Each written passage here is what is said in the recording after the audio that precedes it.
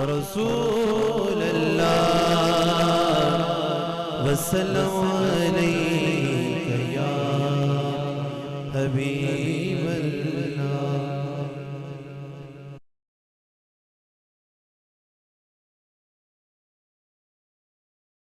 حضرات گرامی، کوئی بھی مسلمان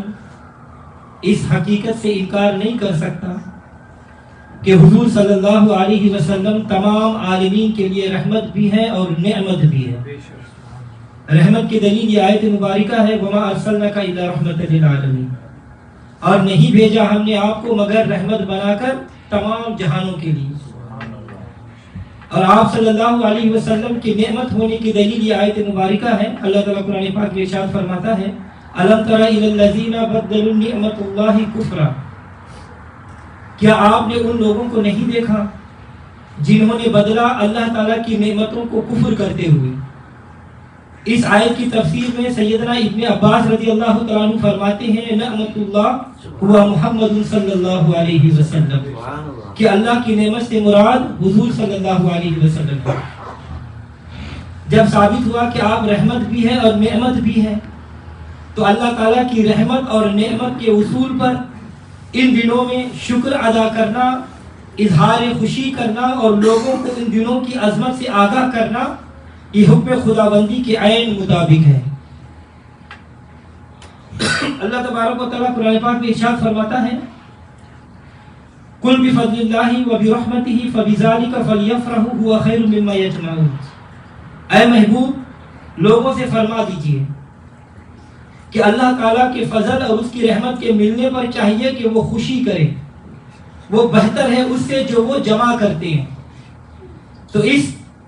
آیت میں فضل و رحمت کے اصول پر خوشی منانے اور مال خرچ کرنے کا حکم دیا گیا ہے۔ اور حضور صلی اللہ علیہ وسلم اللہ تبارک و تعالیٰ کا سب سے بڑا فضل اور رحمت للعالمین ہے، تو آپ کی آمد پر سب سے زیادہ خوشیاں منانا ثابت ہوا۔ اور سورہ بدوحا کی آخری آیت میں اللہ تعالیٰ ارشاد فرماتا ہے وَأَمَّا بِنِعْمَةِ رَبِّكَ فَحَدِّثْ، اپنے رب کی نعمت کا خوب بیان کرو، یعنی عام چرچا کرو۔ اس آیت میں اللہ تبارک و تعالیٰ نے اپنی نعمت کا ذکر عام کرنے اور خوب چرچا کرنے کا حکم دیا ہے۔ ایک آیت میں اللہ تبارک و تعالیٰ ارشاد فرماتا ہے وَاذْكُرُوا نِعْمَةَ اللَّهِ عَلَيْكُمْ، اور ذکر کرو اللہ کی نعمت کا جو تم پر ہوئی ہے۔ تو حضرات گرامی، ان آیت مقدسہ کی روشنی میں یہ امر بخوبی واضح ہو گیا کہ رحمتوں اور نعمتوں کے ملنے کے دن اللہ تعالیٰ کے خاص دن ہوتے ہیں، لہٰذا ان دنوں کی یاد تازہ کرنا حکم الہی کی عین مطابق ہے۔ اس لیے نعمت ملنے پر اس کا چرچا کرنا چاہیے۔ ثابت ہوا کہ رحمت ملنے پر خوشی منانا اور مال خرچ کرنا چاہیے۔ نیز یہ بھی ثابت ہوا کہ حضور صلی اللہ علیہ وسلم اللہ تعالیٰ کی تمام رحمتوں میں سے بڑی رحمت اور تمام نعمتوں میں سے اعلیٰ نعمت ہے، لہذا آپ کی تشریف آوری یعنی میلاد کا دن منانا اور اس دن ہر جائز خوشی کا اظہار کرنا یہ قرآنی تعلیمات کے عین مطابق ہے۔ آمد محبوب پر جتنی بھی خوشی منائی جائے کم ہے، اور قرآن مجید کے احکام پر عمل کرنا یہ بدعت نہیں بلکہ برکت ہے۔ حضور صلی اللہ علیہ وسلم نے اپنی ولادت و سعادت کے دن اس طرح خوشی منائی۔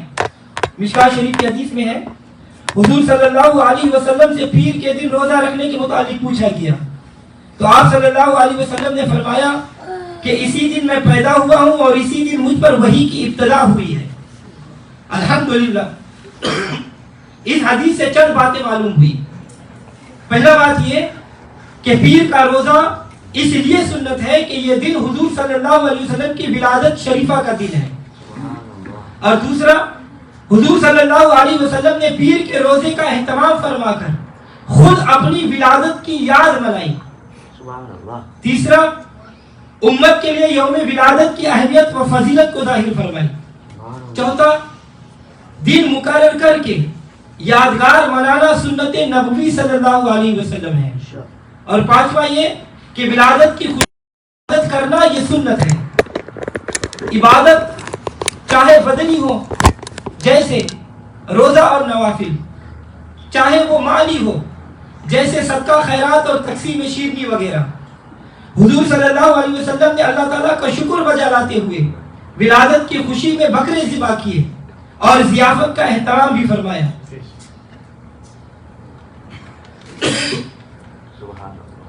حضور صلی اللہ علیہ وسلم نے اعلان نبوت کے بعد اپنا عقیقہ کیا۔ امام جلال الدین سیوطی رحمۃ اللہ علیہ اس پر مزید تذکرہ کرتے ہوئے آپ فرماتے ہیں کہ حضور صلی اللہ علیہ وسلم کے دادا حضرت عبد المطلب رضی اللہ تعالیٰ عنہ نے آپ کی پیدائش کے 7ویں روز رسول اللہ کا عقیقہ کیا، اور امام سیوطی رحمۃ اللہ علیہ فرماتے ہیں کہ عقیقہ 2 بار نہیں کیا جاتا، اور احتمال یہی ہے کہ حضور صلی اللہ علیہ وسلم نے اپنی ولادت کی خوشی کے اظہار کے لیے عقیقہ خود کیا، یعنی اپنے رحمت للعالمین ہونے اور امت کے مشرف ہونے کی وجہ سے۔ اور اسی طرح ہمارے اوپر مستحب ہے کہ ہم بھی حضور صلی اللہ علیہ وسلم کی یوم ولادت پر خوشی کا اظہار کریں۔ حضور صلی اللہ علیہ وسلم نے اپنی پیدائش یعنی میلاد منانے کے لیے جلسے کا بھی اہتمام فرمایا۔ چنانچہ ترمذی شریف 66 کی حدیث ہے، حضرت ابن عباس رضی اللہ تعالیٰ عنہ حضور صلی اللہ علیہ وسلم کی بارگاہ میں حاضر ہوئے۔ اس وقت ان کی کیفیت ایسی تھی کہ گویا انہوں نے حضور صلی اللہ علیہ وسلم کے متعلق کفار سے کچھ نازیبا الفاظ سن رکھے تھے اور وہ حضور کو بتانا چاہتے تھے۔ حضرت عباس نے یہ الفاظ حضور کو بتائے، یہ آپ صلی اللہ علیہ وسلم علم نبوت سے جان گئے۔ تو آپ صلی اللہ علیہ وسلم منبر پر جلوہ افروز ہوئے اور فرمایا کہ اے لوگوں میں کون ہوں؟ سب نے عرض کیا کہ آپ اللہ کے رسول ہیں۔ آپ صلی اللہ علیہ وسلم نے فرمایا کہ میں عبداللہ بن عبد المطلب کا بیٹا محمد ہوں، اور اللہ تعالیٰ نے مخلوق کو پیدا کیا،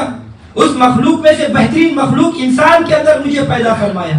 پھر اس بہترین مخلوق کے 2 حصے عرب و عجم کے کیے، ان دونوں میں سے بہترین حصہ عرب میں مجھے پیدا کیا،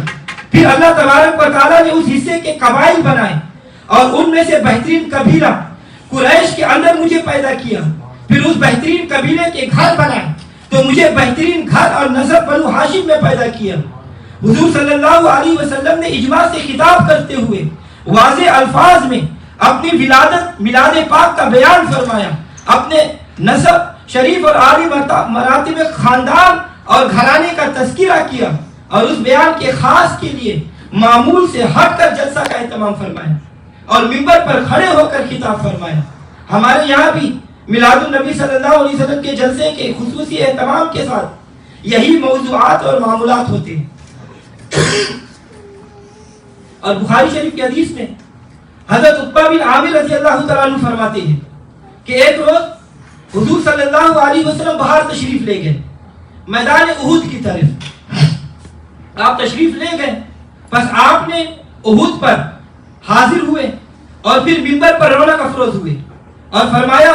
کہ بے شک میں تمہارا پیش روا ہوں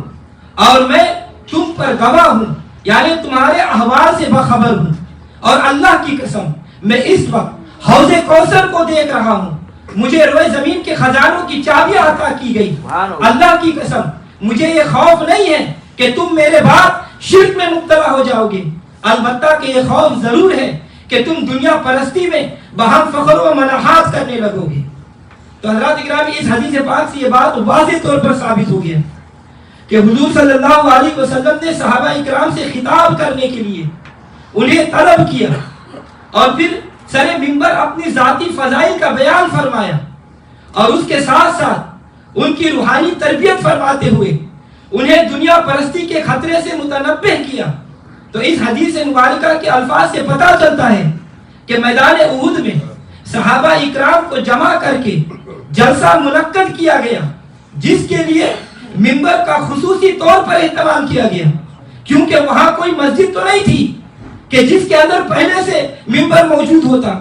اور حضور صلی اللہ علیہ وسلم نے اس پر کھڑے ہو کر اپنے شرف و فضیلت کو بیان فرمایا۔ یہ حدیث جلسہ میلاد النبی صلی اللہ علیہ وسلم کی واضح دلیل ہے۔ اور حضور صلی اللہ علیہ وسلم نے صحابہ اکرام کی ایک مجلس میں اپنا میلاد یوں بیان فرمایا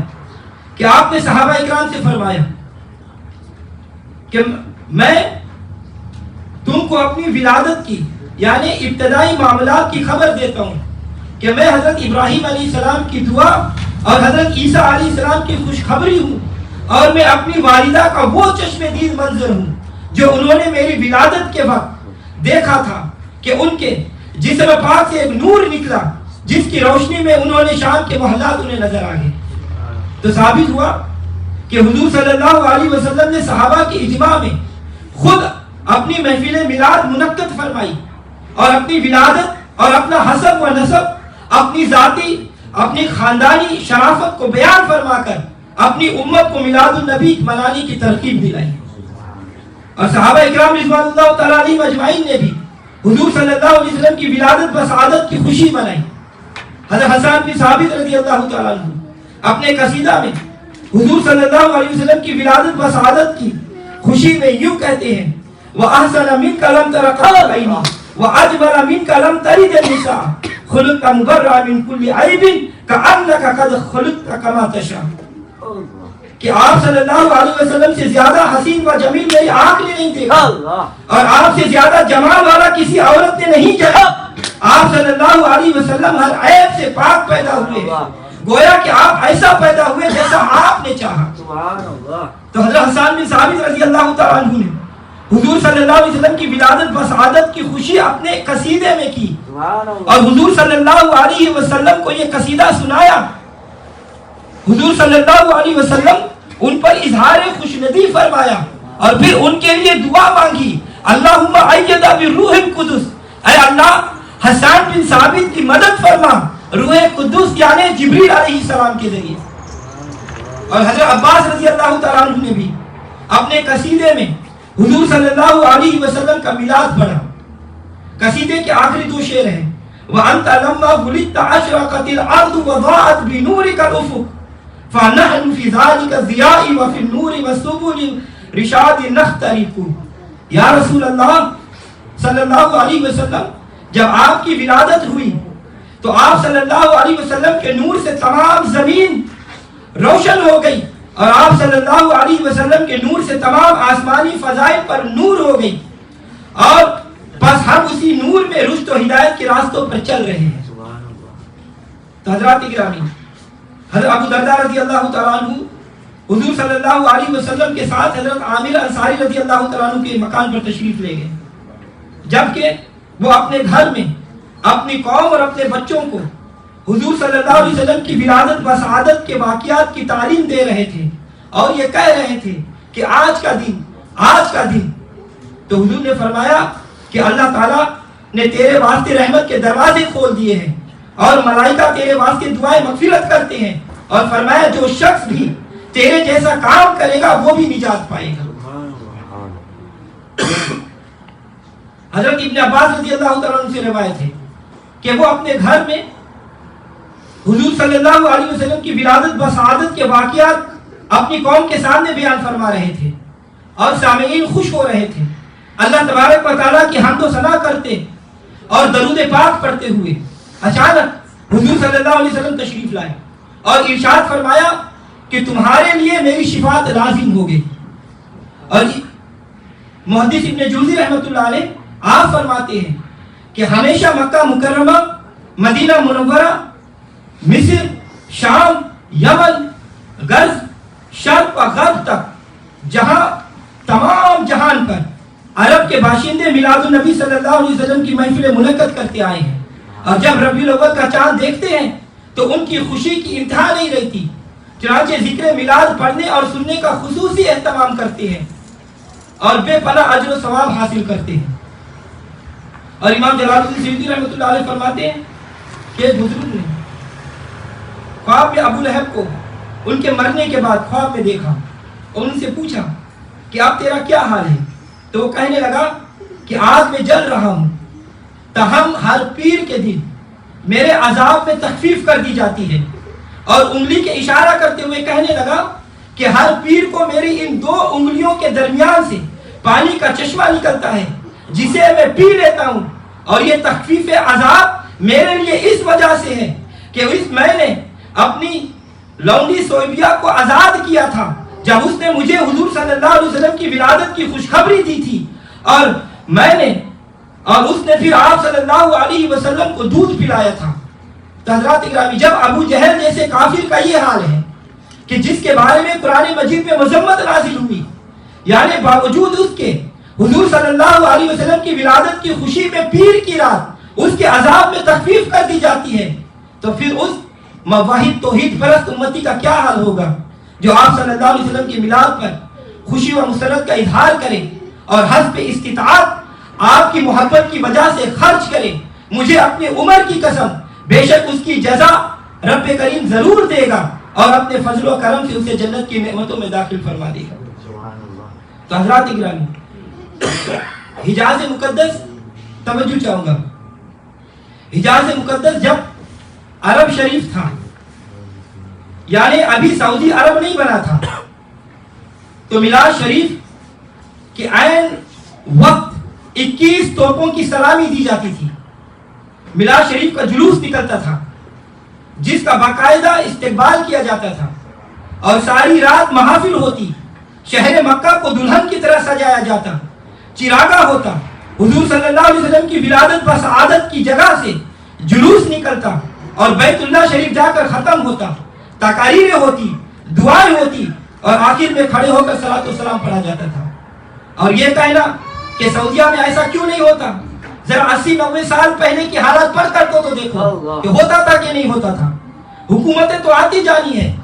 और ना ही हमने किसी हुकूमत का कलमा पढ़ा है। क्या मक्के में अबू जहल की हुकूमत नहीं रही? पहले सैकड़ों साल मिलाद मनाया जाता रहा, अब अगर नहीं मनाया जाता तो क्या हुआ? ये पाबंदियां खत्म होगी और फिर जश्न मिलादुन नबी की धूम होगी इंशाअल्लाह। और ऐसी कि जश्न मिलादुन नबी है, धूम आलम में मची है, बुध गदों में खलबली है, सारी दुनिया पढ़ रही है सलावतुल्लाह अलैहा, सलावतुल्लाह अलैहा। तो हज़रात इकरामी, हुजूर सल्लल्लाहु अलैहि वसल्लम की अज़मत ना मानने वाले आज अबू जहल का किरदार अदा कर रहे हैं कि मदद के लिए अबू जहल के तर्जुमान मुशरिकों को बुलाते हैं, जैसा कि गल्फ में सारी दुनिया ने देखा। और या रसूलुल्लाह कहने वालों को शिर्क कहते हैं, हालांकि हुजूर सल्लल्लाहु अलैहि वसल्लम ने मुशरिकीन से मदद लेना ममनू करार दिया है। और ये नजदी तौहीद के ठेकेदार मुसलमानों के खिलाफ काफिरों से मदद ले रहे हैं और खुदा के महबूबों की मदद और इमामुल अंबिया की महफिल मिलाद को शिर्क कह रहे हैं। शिर्क ठहरे जिसमें ताज़ीम हबीब, शिर्क ठहरे जिसमें ताज़ीम हबीब, उस बुरे मजहब पर लानत कीजिए। हज़रात मुहतरम, शाह अब्दुल रहीम देलवी रहमतुल्लाह अलैह आप मुबारक फरमाते हैं कि मैं हर साल हुजूर सल्लल्लाहु अलैहि वसल्लम के मिलाद के मौका पर खाने का एहतमाम करता था, लेकिन एक साल खाने का एहतमाम नहीं कर सका, मगर मैंने भुने हुए चने लेकर मिलादुन नबी की खुशी में लोगों में तकसीम कर दिए। रात मैंने ख्वाब में देखा कि हुजूर सल्लल्लाहु अलैहि वसल्लम के सामने वही चने रखे हुए हैं और आप खुश व खुर्रम तशरीफ फरमा है। और शाह वली अल्लाह मुहद्दिस देलवी रहमतुल्लाह अलैह फरमाते हैं कि मैं मक्का मुकर्रमा में हुजूर सल्लल्लाहु अलैहि वसल्लम की विलादत व सआदत के दिन एक ऐसी मिलाद की महफिल में शरीक हुआ जिसमें लोग आप सल्लल्लाहु अलैहि वसल्लम पर दरूद व सलाम पढ़ रहे थे और वाक़ियात बयान कर रहे थे जो आपकी विलादत के मौका पर जाहिर हुए और जिनका मुशाहिदा आप सल्लल्लाहु अलैहि वसल्लम की बेइज्जत से पहले हुआ था। अचानक मैंने देखा कि उस महफिल पर अनवार की बरसात शुरू हो गई और मैंने जान लिया कि ये अनवार मलाइका की वजह से है जो ऐसी मजालिस में शरीक होते हैं। और मैंने देखा कि अनवार मलाइका के साथ साथ रहमत बारी ताला का भी नुज़ूल हो रहा है। और हाजी इमदादुल्लाह मुहाजिर मक्की रहमतुल्लाह अलैह, ये कौन है? ये देवबंदियों का पीर है, अशरफ अली थानवी दालिम देवबंदों का पीर है। वो अपनी किताब में लिखते हैं कि फकीर का मुशरफ ये है कि महफिल मौलूद में शरीक होता हूँ,